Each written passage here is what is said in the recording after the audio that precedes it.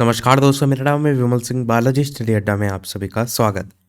BPSC TRE 3 की जांच में एक बड़ा खुलासा देखने को मिला है कि टीआरई 2 में पेपर जो है वो लीक हुआ था।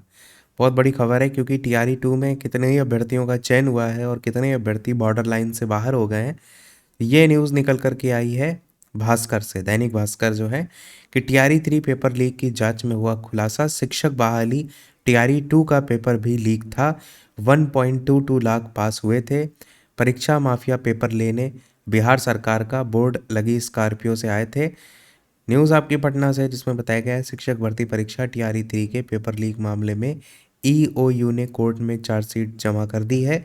जांच रिपोर्ट में चौंकाने वाली जानकारी मिली है। माफियाओं ने टीआरई 2 का पेपर भी लीक किया था। टीआरई 3 की दोबारा हुई परीक्षा का परिणाम 13 नवंबर 2024 को आया था।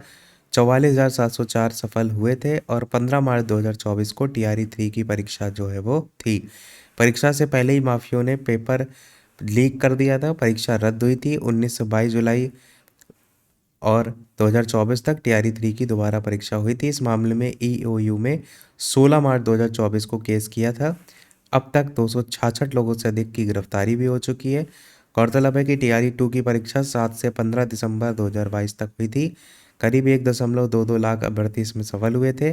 टीआरई 3 पेपर लीक में आरोपित और जौनित लॉजिस्टिक के मुंशी राहुल के मोबाइल के सीडीआर में एक मोबाइल नंबर भी मिला था, जो कि पिकअप चोर चौधरी के नाम से सेव था। ये मोबाइल नंबर पिकअप के ऑनर अगम कुआं के रहने वाले रामनिवास चौधरी जो है उनका था। साथ ही इसमें ये भी बताया गया है कि कैसे हुआ था लीक। सराय और मुजफ्फरपुर के बीच वैन से पेपर जो है वो आपका लीक होने को लेकर बताया गया है कि टीआरई 2 का प्रश्न पत्र विभिन्न जिलों तक ढोने वाली जो गाड़ियां होती है उसमें एक पिकअप का चालक भोजपुर का शिवकांत सिंह था। दिसंबर 2023 में परीक्षा से पहले शिवकांत और राहुल टीआरई 2 का प्रश्न पत्र लेकर पटना से मोतिहारी के लिए जो है वो निकला था।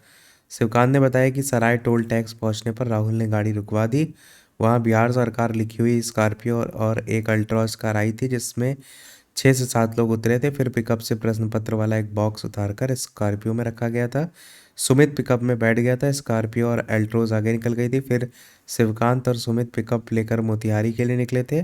घंटे भर बाद पिकअप जब मुजफ्फरपुर में राम दयालु चौक पहुंची, तब वहां पहले से स्कॉर्पियो और अल्ट्रोज लगी हुई थी। इसके बाद राहुल ने पिकअप से निकाला गया पेपर बॉक्स पिकअप में वापस रख दिया और इसके बाद शिवकांत और सुमित पेपर लेकर मुजफ्फरपुर से मोतिहारी डीएम ऑफिस के लिए निकल गए थे। शिवकांत ने पुलिस से भी कहा कि मुझे पेपर लीक कराने के लिए राहुल ने 5,000 रुपये दिया था।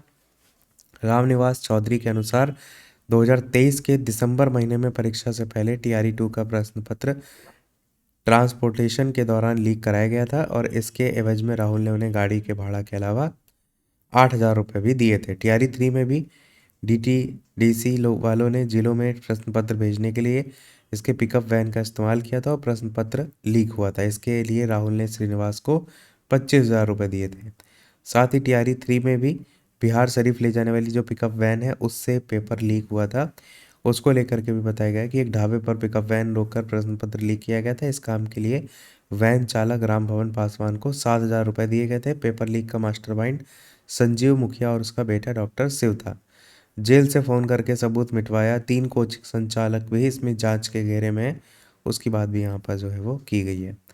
तो ये था हमारे इस ओवरऑल अपडेट में, जहाँ पर ये बहुत बड़ा खुलासा इसलिए हो जाता है क्योंकि टीआरई 2 में कई ऐसे अभ्यर्थी हैं जो सफल होकर के, कुछ उसमें से मेहनत में सफल होकर के लगातार जॉब कर रहे हैं और कुछ ऐसे भी हैं जो बॉर्डर लाइन पर रह गए थे अपनी मेहनत के बावजूद। तो ये था हमारे सोलर अपडेट में। कोई प्रश्न कमेंट में पूछ लीजिएगा। वीडियो लाइक से सब्सक्राइब कीजिएगा। मिलते हैं अगले अपडेट में, तब तक के लिए सभी को नमस्कार, जय हिंद।